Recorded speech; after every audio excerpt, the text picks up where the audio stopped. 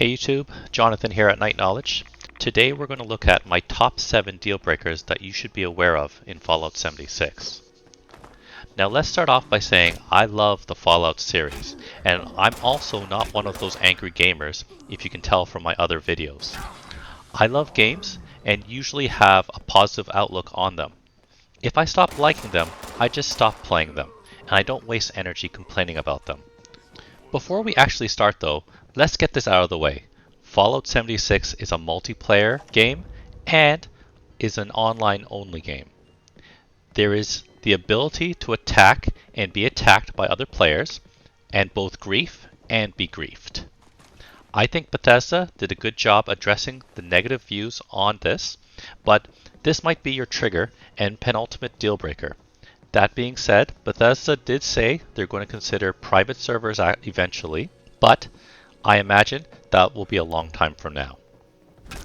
I checked many posts on Reddit and Twitter and came up with people's biggest gripes and desires that makes Fallout their favorite game. Number 1.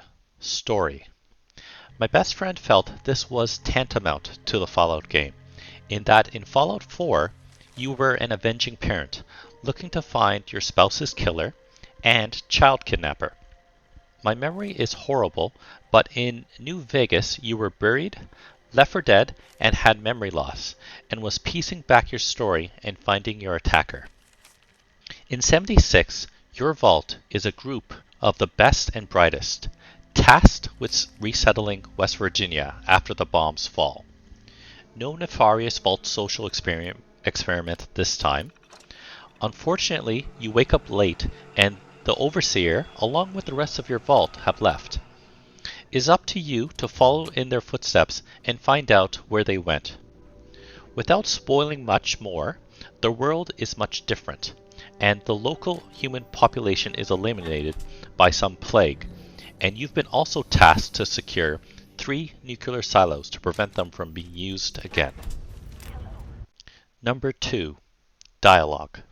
From what I've read online, in New Vegas, people talked about how the dialogue was much more robust, with many different options, some requiring special skills to be able to use.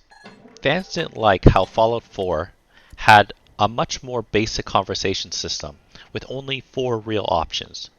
More info, sarcastic, ask for money, refuse or agree. Except for one of the teaser posts by Bethesda on Twitter, Fallout 76 does not have any human NPCs, and there is no dialogue options. Full stop. You're able to speak with robots who you can trade with, or who will give you quests, but they will do all the talking, and your character listens and is essentially mute. What Bethesda did to deal with this is to automatically trigger quests when you enter an area, or when picking up notes, holotapes, or reading terminals. Periodically, there will also be public quests that will start when you're in an area. Robots and possible friendly ghouls and super mutants will give you quests as well. Bethesda organized your quests in 4 different categories on your Pip-Boy: main, side, daily, and event. Daily quests will be similar to typical MMOs in that there will be locations in the world that will give you a quest that you can complete once a day.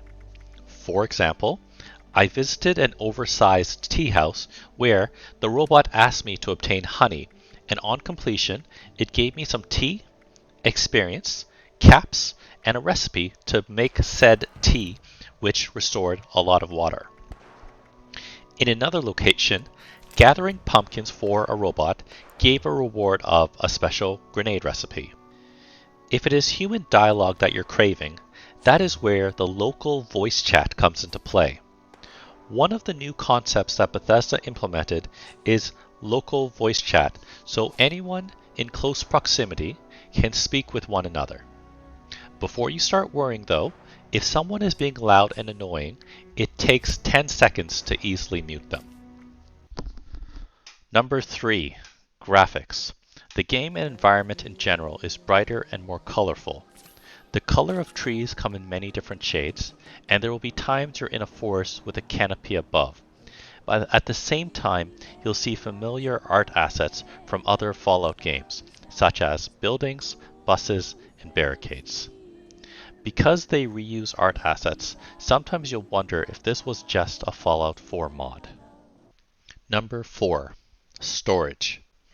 In Fallout 4, your individual base storage was unlimited and only constrained by whether you used trade caravans to share your storage with other bases. In Fallout 76, you will have a mobile base where you'll be able to build and craft. There will be buildings, train stations, and red rockets in particular, in which you will be able to also access your personal stash. This personal stash, though, is not unlimited and only held 400 pounds in the beta. Bethesda has confirmed that the storage will increase at launch. I posted a video earlier in the week going over a way that helps you keep within 400 pounds comfortably. Number 5. Freedom. Right from leaving the vault, the player can immediately go anywhere, but similar to Fallout 4, there are certain areas that will have much more elite creatures, making it more dangerous to go to.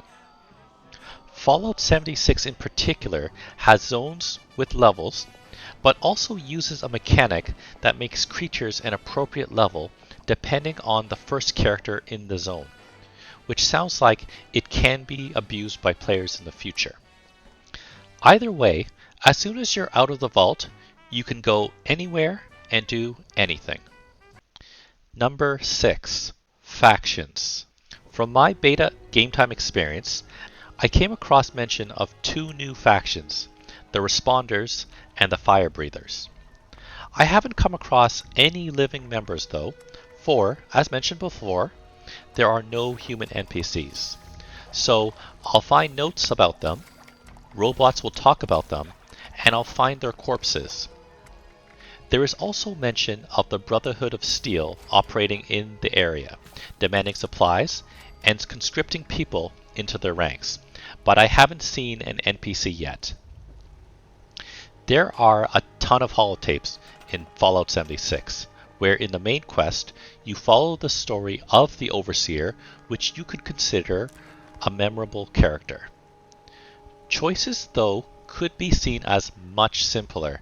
Either you help and do the quest, or you ignore it. Number 7. Perks.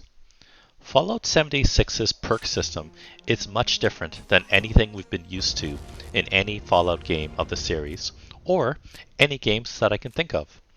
In a nutshell, you start off with 1 in each special category. Then, each time you level, you choose one special to increase by 1. When you increase that special, you pick a perk that is based by that special category and by what level you are. Levels 2 through 10, every 2 levels, you'll also get a perk pack that has a random assortment of perk cards. Then, every 5 levels, between levels 10 to 50, you will get an additional perk pack as well. Most perks cost 1 point to equip. You can get duplicate cards, which allow you to permanently merge them together, which cost more to equip, but are also more powerful. You can plug in and equip your perk cards at any time, creating a sense of flexibility. But remember, because this is a multiplayer game, there's no pausing, so you should always find a safe spot when switching out perk cards.